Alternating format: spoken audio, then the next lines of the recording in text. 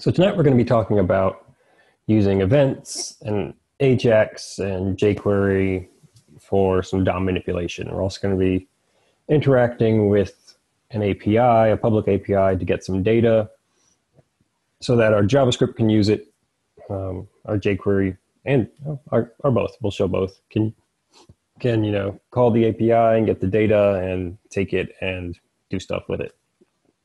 So yeah, I'm going to be asking some questions throughout, so get ready. But no, they shouldn't be too deep and complex.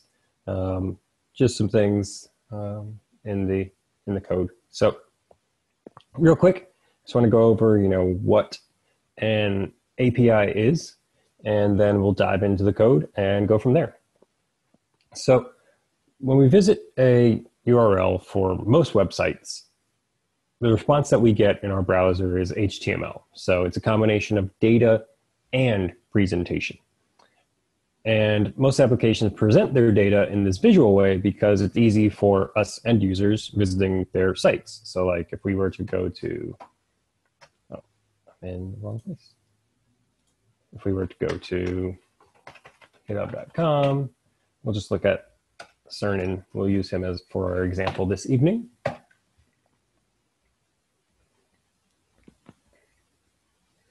We'll see all of this stuff, We'll see his picture, we'll see pinned repositories, we'll see this contribution graph, heat map thing.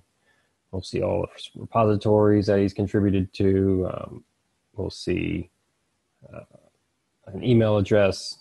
We'll see a bunch of different things.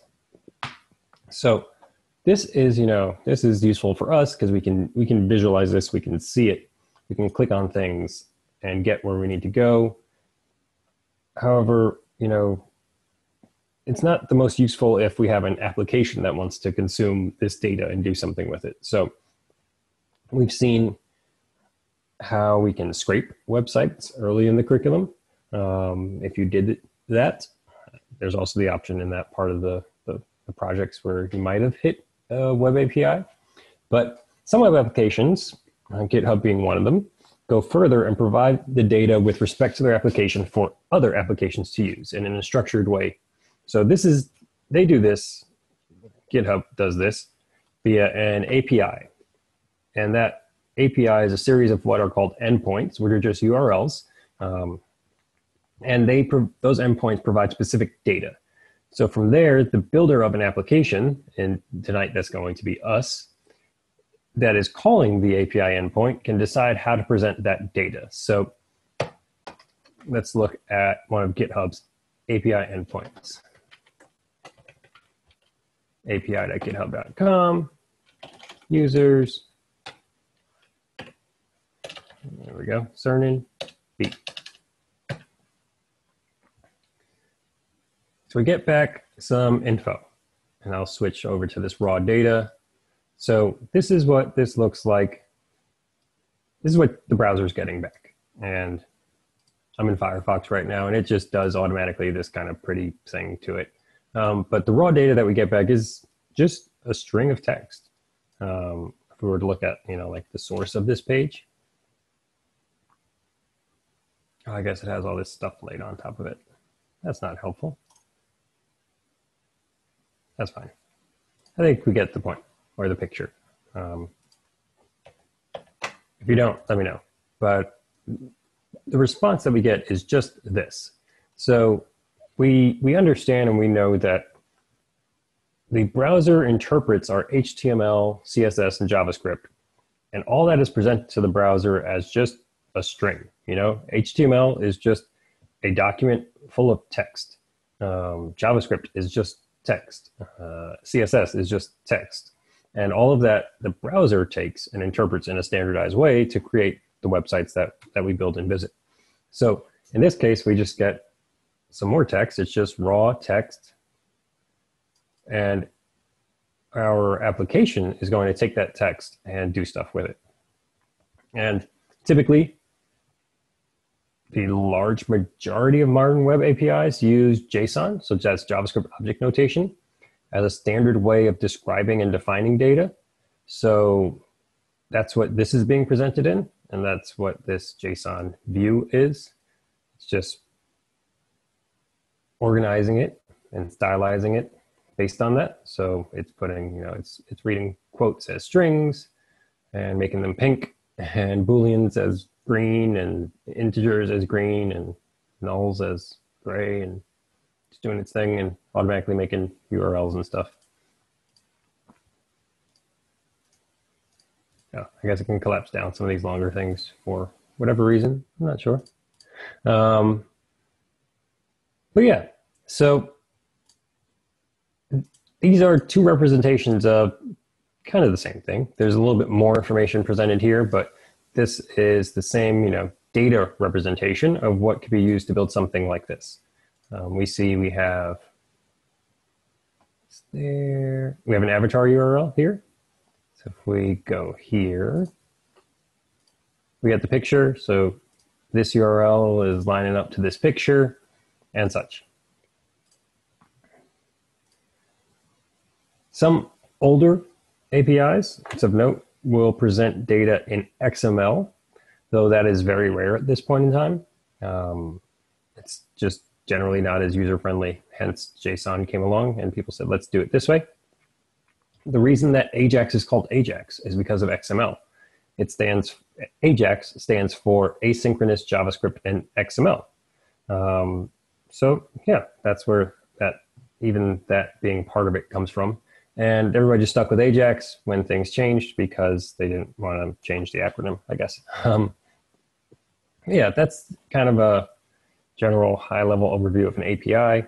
APIs can also be, the term API is also used for, like libraries. So like if you're programming in when you're going to start using React, people will say that React has an API, and it's how you interact with the library that is React.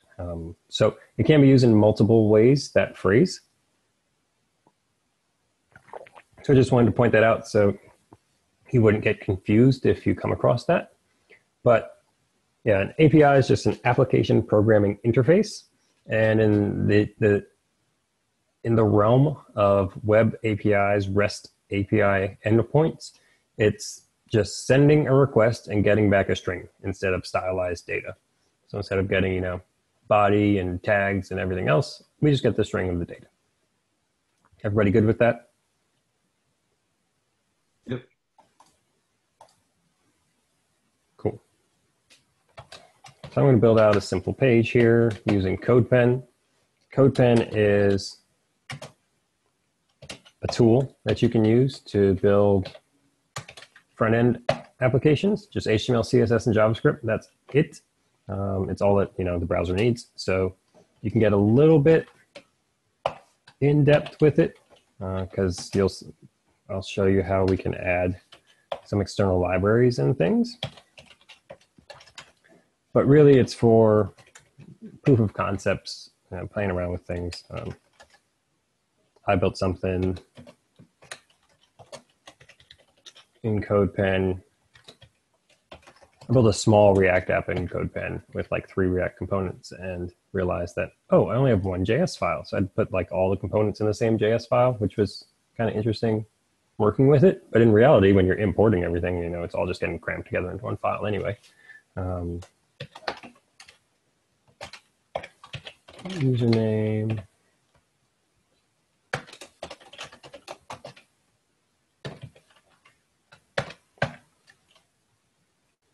What's next? Got a UL here.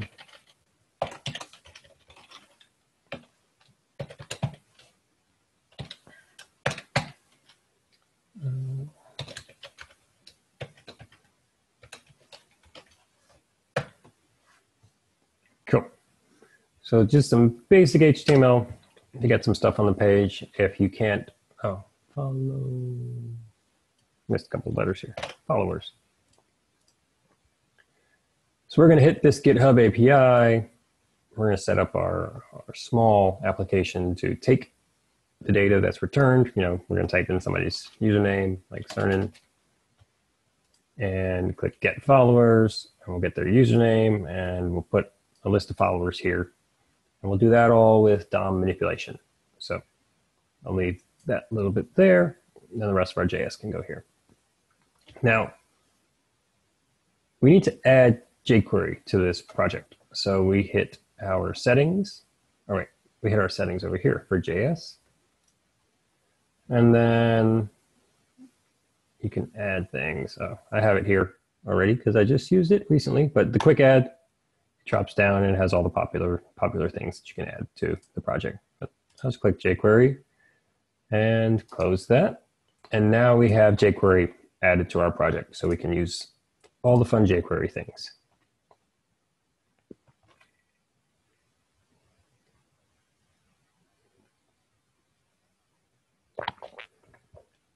So we're going to start to build our pen to consume the API endpoint. So we're going to call a request to an endpoint like this. We're going to get back this string. We want to do stuff with that string. So I'm also going to pop up in the console as we get going here. CodePen has a built-in console that references this window, and then we have our browser console as well. But that gets kind of cluttered because of all the stuff going on inside CodePen. Like, there's a lot of stuff to make the website happen. But we'll have to look at that a little bit later anyway.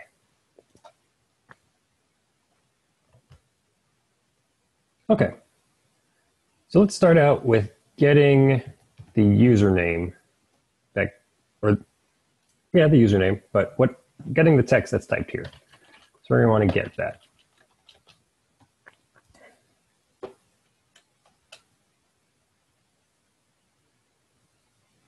No, that's not what we're going to do first. Sorry.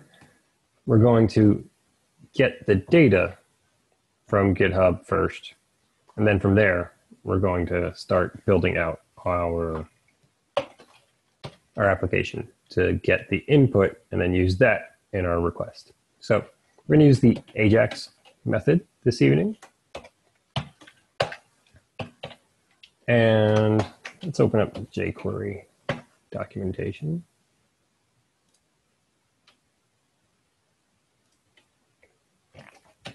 I've been asked before, is Ajax just a different version of get? Get is actually a shortcut. So this is a shorthand Ajax function, which is equivalent to this. So get is a shorthand Ajax function version of Ajax. So we're just going to use the base Ajax jQuery method function and go from there. So I'm going to set up our URL and just take this one from over here, plug it in there, and pull this over a little bit so it fits. A little bit more there. And we give it the HTTP verb, which is a GET request in this case. And then we have a success, which is function that gets some data. We're going to console log that data and see. Boom. So we get the same exact thing that we had at the endpoint. Here, we now have in our application code. It's coming back to us from data. We're calling that API endpoint with a GET request, and just now our JavaScript is consuming that API. It's getting the data out of it and into our application. So that is our first step, getting this set up and connected and working. It's going to keep refreshing every time I type, but that's fine. Now, there's two ways to write this Ajax call in jQuery, and we're going to move on with the other way. So let's just show that as well. Ajax.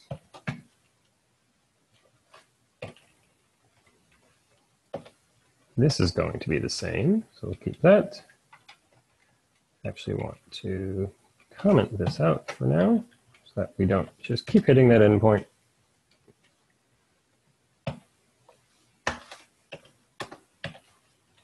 And we close that first call. And we call .done. That takes a function which receives data. I have one too many of these now. And in there, we're going to console log the data. I'm actually going to clear this so that we see we're getting the same thing. Yes, okay, we're still getting everything we need. So this will work either way. We're just using the done method in this case. There really isn't any requirement or to go either way. I think with promises and such in JavaScript, this kind of dot notation is just more common now, and people are more comfortable with chaining these things together one after the other. So just might see it more. So we'll go with this one tonight. I'm going to get rid of this just to clear up our JavaScript. All right. So now that we have our API data, let's start doing some work on getting the username out of this input, using it in this URL so that, you know, no matter what, or whatever we input is what we get back. So making this dynamic and reusable instead of hard-coded. And then let's also take the information and tack the username on right in here. So, you know, we see we got that space, it's waiting for something to go right there. So we would want like cernin B in this case. We're doing that all through jQuery.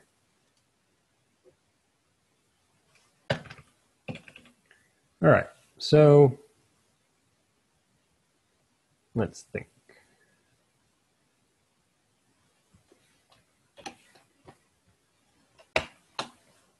All right, first things first. We need to attach an event handler. So let's target that get followers. How should we go about doing that?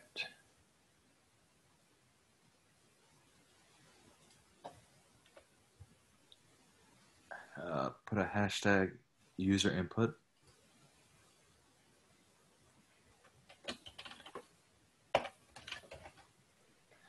And then dot value, right? So I think you're going just a different place than where we are right now.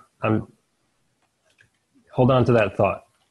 So first, before we get the info, we want to get the info when we click on this. Oh, that on click. So how do we target the button? So it would just be button. Yep. In this case, it's just button because we don't have an ID, a class, anything else there to target it with. And there's only one element of button on this page. And then you had said on. And then we have a click function.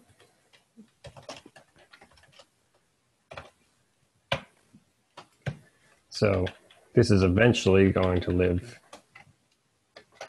inside here.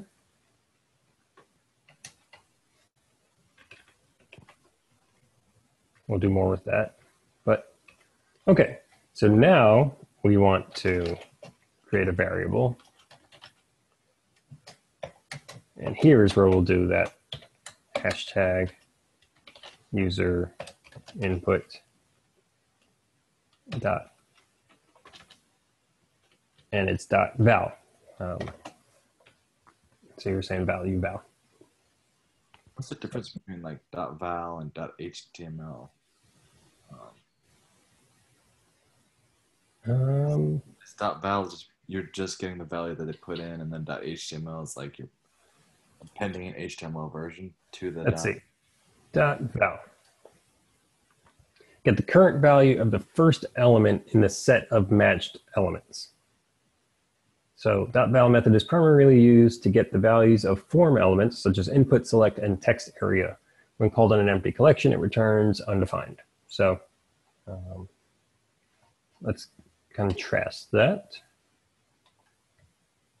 I'll open that another one and say HTML.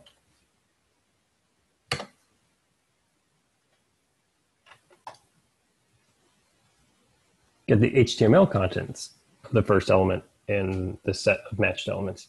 So it might not be too big of a difference on input. I think it would come back the same, but like it's showing here in this example, if we targeted this demo container, we would get the return of all the HTML. Whereas I think if we targeted this demo container and did just .val, we'd only get the text. If that makes sense. Yeah, it does. But it could also be, sometimes there's just convention. And val, it even says .val is primarily used for form elements. So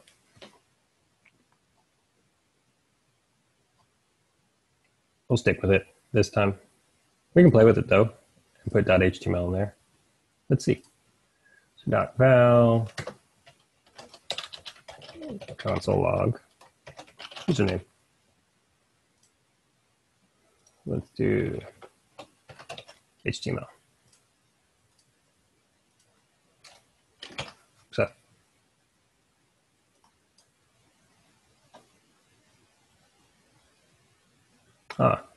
it was empty. Let me comment this out because we don't need to keep doing this right now while we're playing around. All right, console log, empty string, interesting. So it's matching something different. It's not getting the text. Let's see, .val.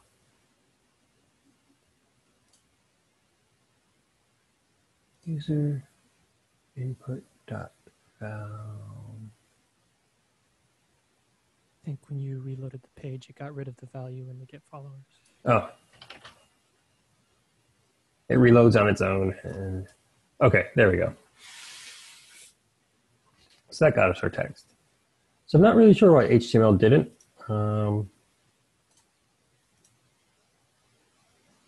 The first element in the set of matched elements. I'd have to dig deeper down into that. Maybe it's something where like you need this HTML string. I don't know. I haven't done real deep jQuery work, honestly. But we know .val gives us what we need. So we're gonna go with that one. All right. So getting back to our Ajax call.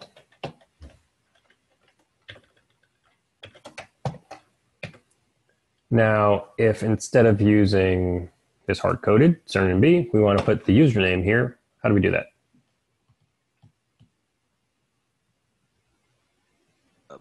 Backticks and username. $sign in username, or you could just put plus username at the end of the string, right?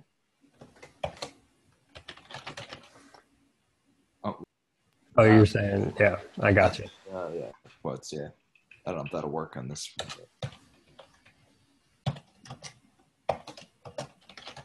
Like this. Yeah, I mean, I think that'll work, right?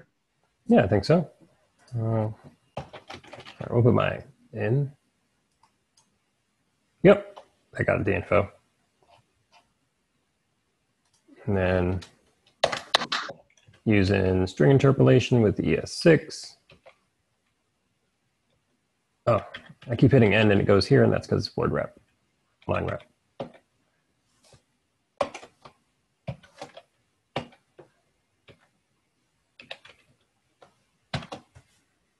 We do it that way.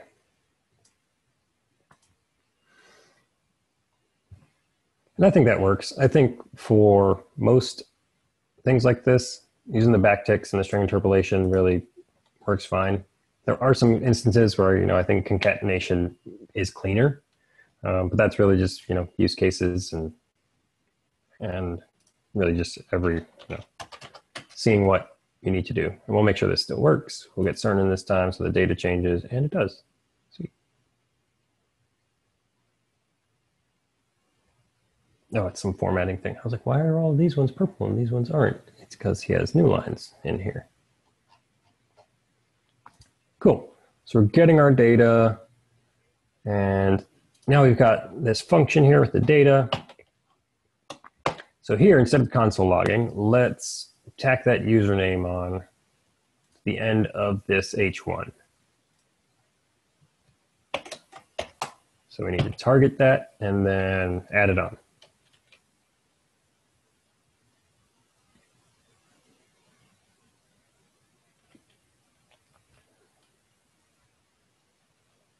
Somebody help me out and tell me what we're going to target this time. What CSS selector? Yeah, ID of username. The ID of username. And how can we add this string onto the end of that element?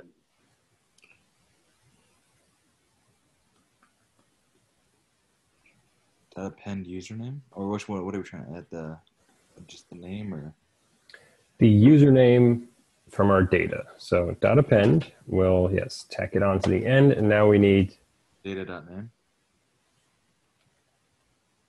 or whatever it is. Sit on the name, I think, right? Well, login's going to be our username. Okay. Which is, I don't know why they call it login. I mean, it is your login, but you think they call it username. And yeah, that should do it. Let's see.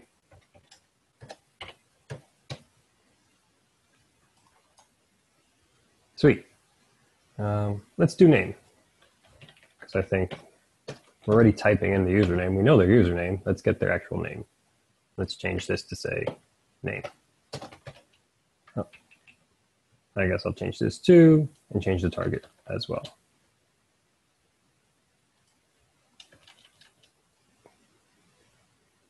And now when we type in surname B,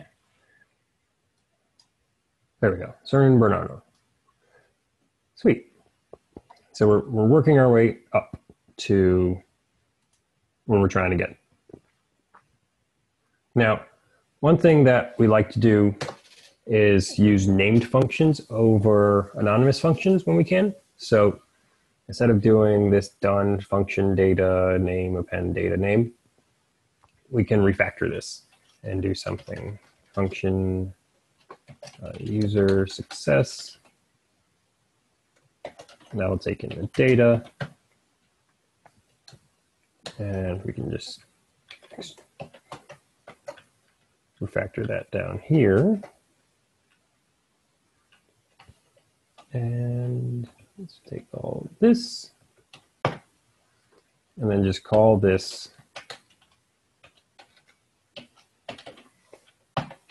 function, and it should still work. So let's say surname again, and it works. Now, a common question during this lab, or not lab, during this discussion, this study group, is we didn't pass user success an argument. Where does this come from? How does it have access to it? And I still don't completely understand the depths of it and the technicalities of it, but it has to do with the fact that this Ajax method returns a promise, and there's a promise object that can get passed by default. And the data, the way that Ajax and jQuery is set up, is passing that data by default to this function that's called from this promise method done. I started to go down the path and I got really confused So it's still a work in progress on how that actually works. Still looking to get some solid, info, but just so you know, that's what's happening, because you're probably looking at this, or it might not have hit you yet, but by the end it probably would have, and you might have said, how is that data getting there? And that's how it's in a promise object that is returned and passed along when the .done is executed.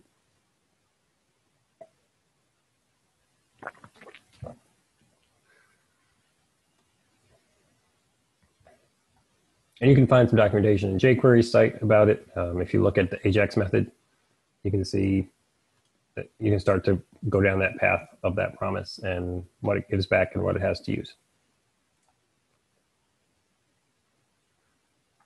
Okay, so now we need to get some followers, some other users' info, at least their names, and then we're going to list them out on the page inside this UL as list items.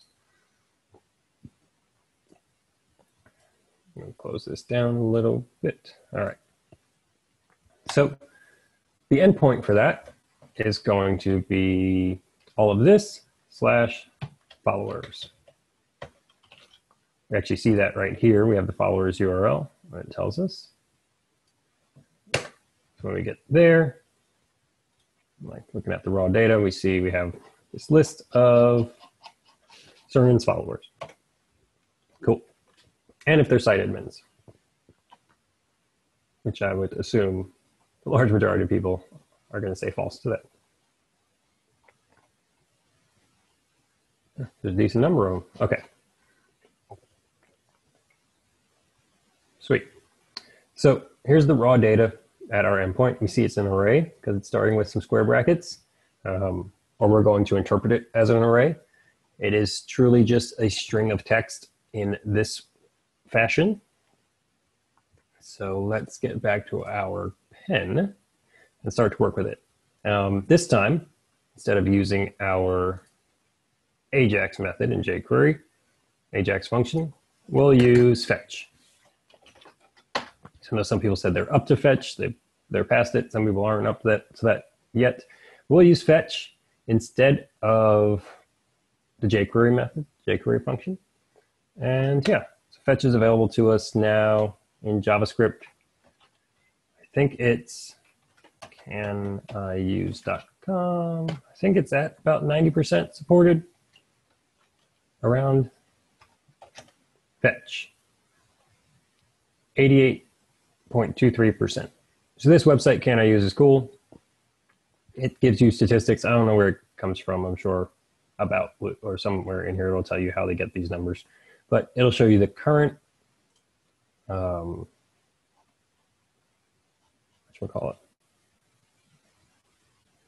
current integration of things. So like fetch was new at some point and the browsers didn't support it back in 2015 and 2014 and such. And then it'll show you based on the colors or even footnotes, it'll say, you need to do certain things to make it work. It'll show you which browsers currently support it in their most current version. Not everybody uses the most current version. Typically Chrome and Firefox, they are, because they auto update now, which is awesome. And yeah, this is helpful.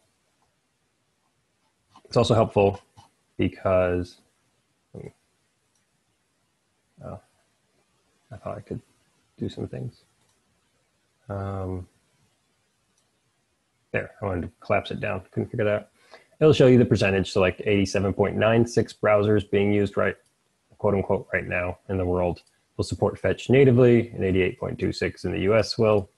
And yeah, that's how a lot of engineering teams make decisions on like, do we need to have polyfills and all this other stuff so that, we can write the latest and greatest JavaScript, but actually send to the browser things that are older and have more compatibility. So fetch.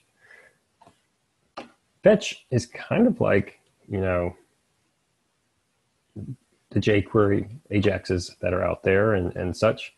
And it really kind of starts to take some of the things that jQuery does and that a lot of people used it for and make it vanilla JavaScript. So with fetch, we're going to do the same exact thing that we were doing before and put in our URL. And this time it's this one.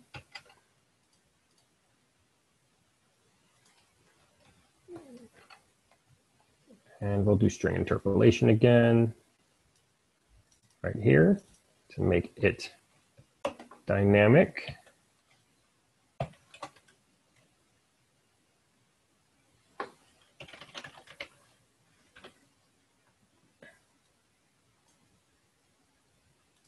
And fetch returns the promise as well. So we have .then, and we can do what we'd like.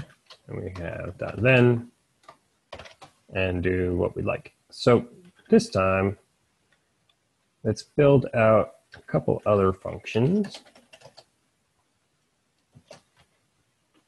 And I'm going to build a helper function to parse the JSON. So with vanilla JavaScript, you have this extra step that you don't have with jQuery, where you need to take the response, and like we saw, the response is a string, and turn that into a JavaScript object. And then once you have that object, you can do things like data.name. Because if this is just a string, there is no data.name. It's just a string. But when you turn it into a JavaScript object, we can call those properties on it. So let's say return response.json. JSON. That is just taking that and converting it to JSON. So we'll call our helper function here, our named function. And then here we can, let's say log success.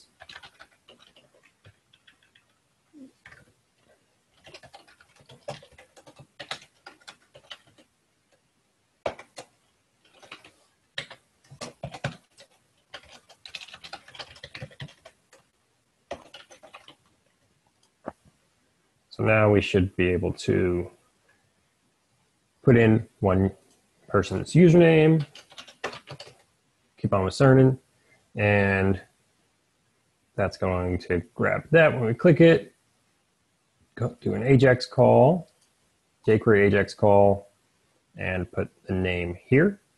And then we're also going to do a fetch call and get the followers, that this list, this array, and just log that so we can make sure that's all working properly.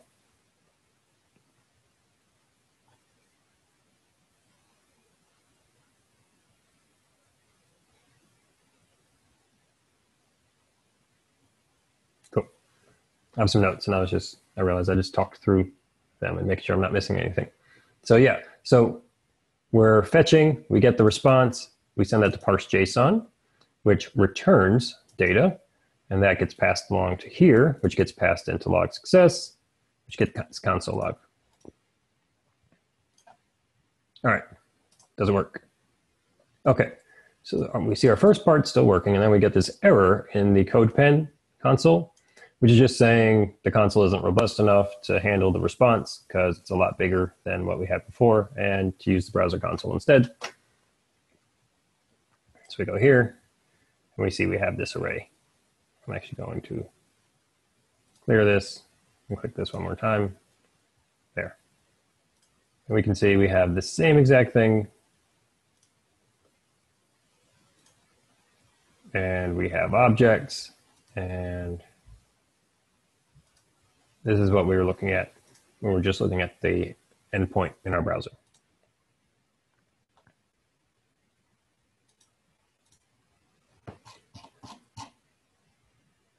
Cool.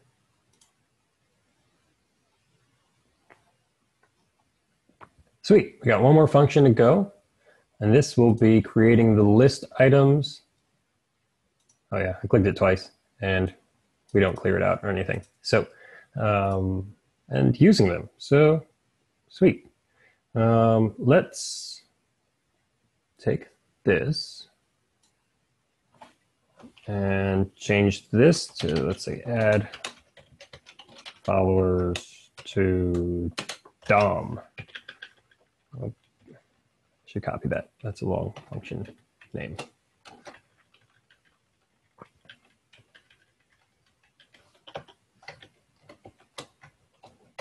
So we'll pass that down here.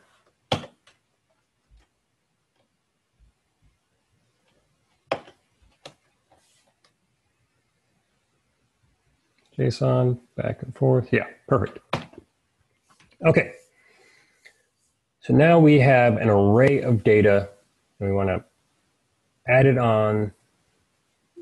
into this unordered list as list items, one by one. And let's look back at this. Let's just put let's put their usernames. So we got logins. All right. So we got the data, it's an array, or we can call this,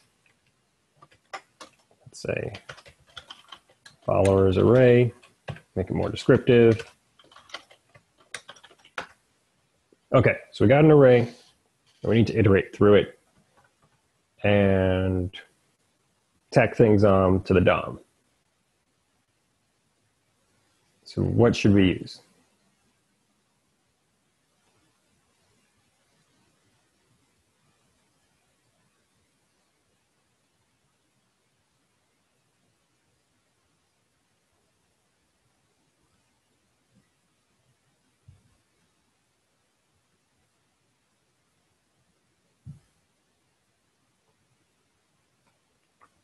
Map, we can use map. Map is actually going to be a little more than we need because we don't need to create a new array. But map is going to do the same thing. Yeah, for each is going to just be better crafted for what we're doing, but map is the same idea, iterating through the array. And that's going to take a function, which we can say follower for the individual item. Okay, now we have the individual array item. So, we have one of these objects. And we want to take it and tack it on to here. So how are we going to target with jQuery that element on the page?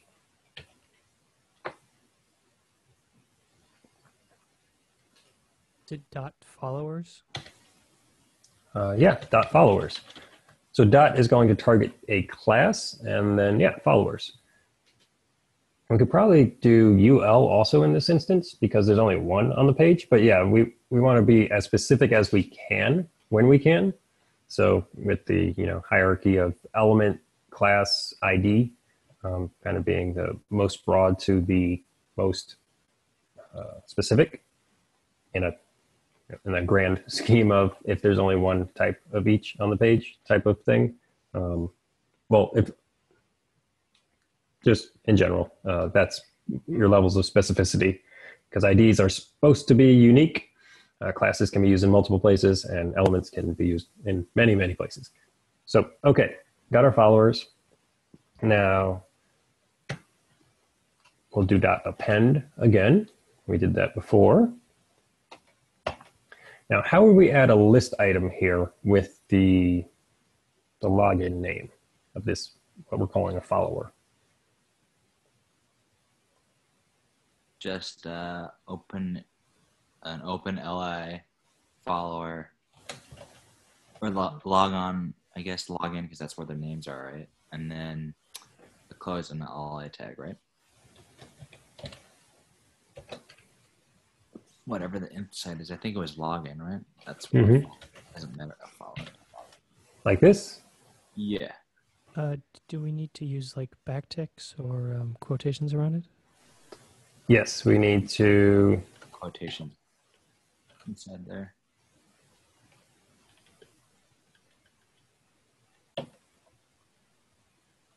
And then do we need to interpolate follower?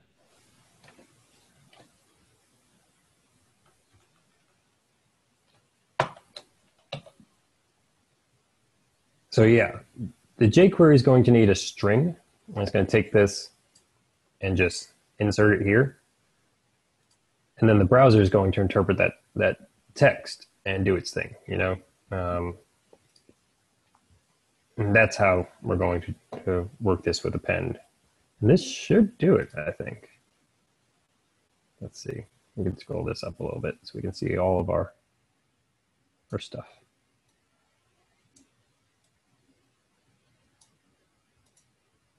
All right. Collapse this down. Sweet. Awesome. All right. Good job, everybody. So that is the end of what is prepared for this. However, questions? So at the end there, right there, the followers one where we appended the li and the follower logon, right? Could we do like dot create element li and then somehow like add follower dot logon to that in one line, or would we have to like put it into a variable? Let's see. Let's see what jQuery is going to create element like creates an opening and a closing tag of the element that you select.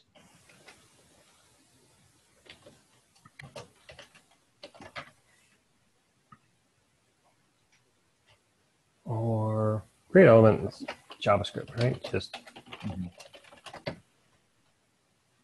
MDN.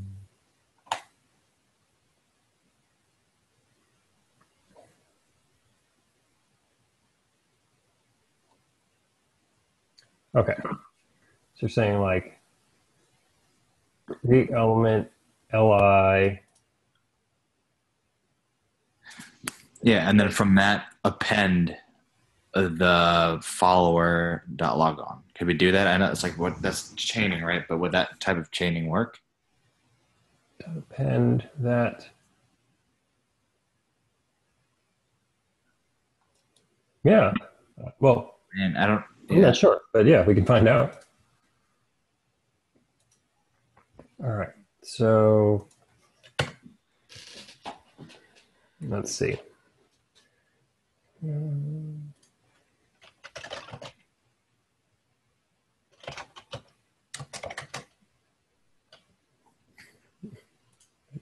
Document.create element li.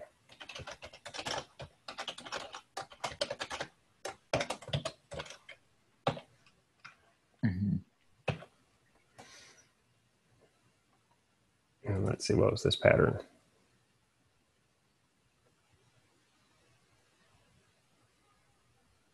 New div dot append child.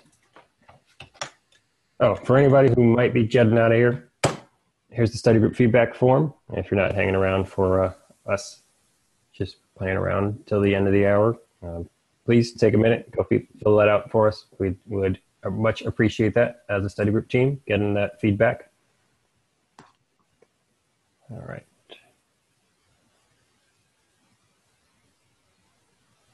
Okay. So, and then like so items dot pen child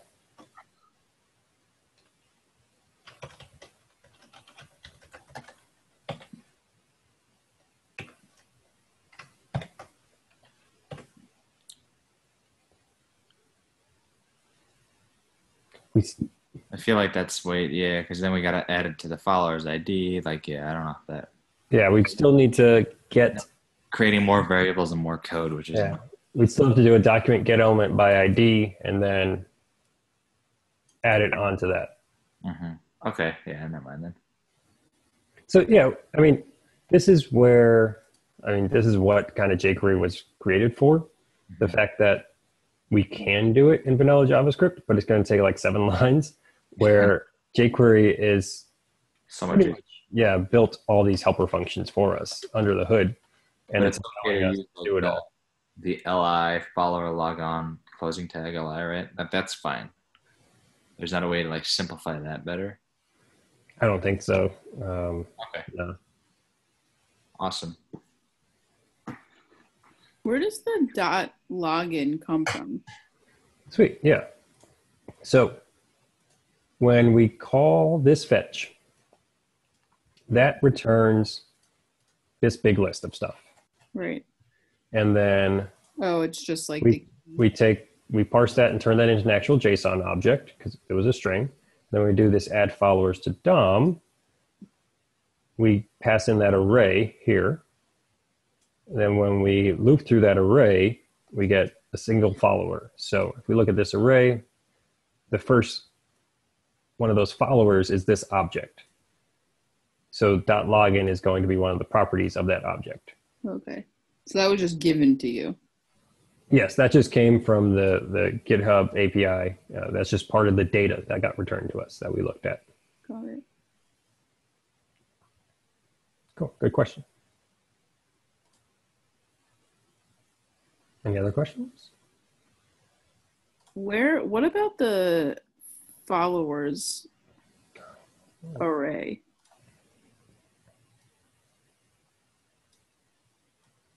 Where'd that go? Yeah, sorry, I was saving this so I could share it. Like it won't go away. They let you save stuff anonymously. So you can play with it too. Oh, cool. Because yeah, that'll open this up right now, your own copy of it, I think. And you should be able to just mess with it. I don't think, and then if you wanted to save it, it would just save a new copy.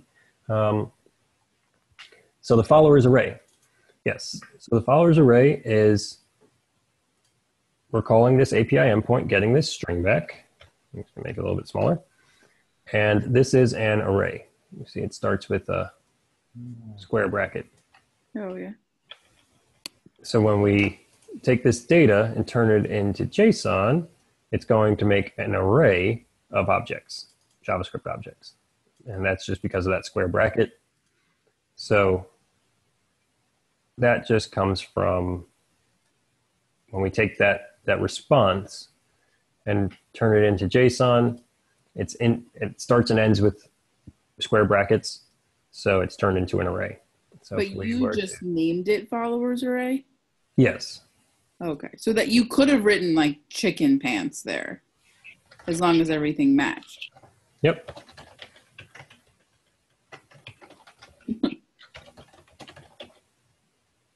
Chicken pants. Got it. Cool. And it works. Yeah. Okay. I thought maybe I was missing something, but No, yeah, that's part of I was talking about a little bit earlier, the promise response that comes back with fetch. There's a promise object. Fetch returns a promise, and there's an object that goes along with all of these .thens. And that object is implicitly passed to any functions that you call inside of here in a promise. And that's where this, like, we're used to seeing, like, data or explicitly passing response type of thing into the function. And we don't have that here because it's coming with it from the promise. So I still haven't dived deep into how that really works. I want to learn it a little bit better because I still know that I can't explain it very well yet. But there is a little bit of some JavaScript stuff going on there, and that has to do with promises and how they work. okay. Thank you. You're welcome. Yeah. Any other questions? I'm good. Right on.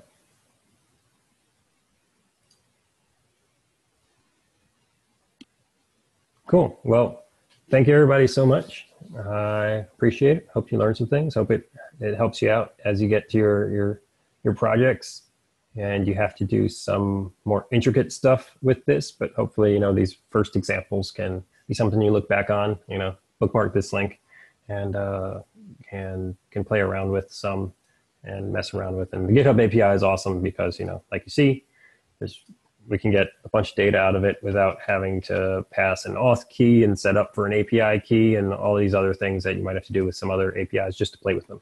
So yeah, that's what I've got for this evening. Thank you so much. And yeah, have a good rest of your night.